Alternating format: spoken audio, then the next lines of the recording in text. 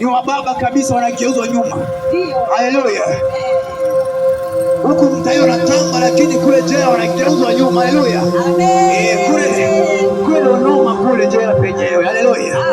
Lakini ukiwa na mwanaume Yesu akanilinda gerezani. Yesu akanitoa gerezani nikiwa salama kabisa. Nikiwa salama kabisa. Yaweza kuwa sasa ningekuwa shoga, lakini Yesu akanilinda gerezani. Akasema wewe Yusufu, ili kuingiza umtela kwa sababu ya kusudi.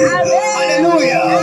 Wale ndugu walipoinua mikono wakasema ni heri ukafa tu, tumekuchoka kwa matendo yako. Hawakujua yuko mwanaume anayewazia wanadamu wote mema. Hata wewe kuna ndugu waliokatia tamaa, hawajui yuko mwanaume Yesu anakuwazia mema. Haleluya, haleluya. Mtu mmoja akamfuata mama yako akamwambia kwamba we mama, linda mwanao sana, kwa maana bata zangu zimeibiwa. Haleluya. Kwa hiyo mlinde sana, mimi nitampiga kiberiti. Haleluya. Kama mzazi akaumia sana, akasema mwanangu nakupenda takuwa. Mimi simbishi bangi nyingi, bi mkubwa, hapana, mimi sijaiba. Yani unatenda dhambi lakini unakataa. Hapana bi mkubwa, mimi sijaiba bwana, hapana. Haleluya.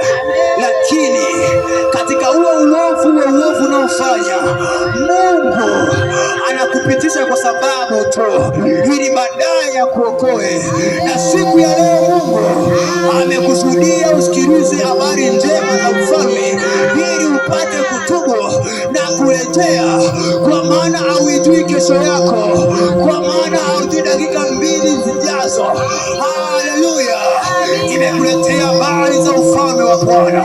Nimekuletea habari za ufalme wa Bwana.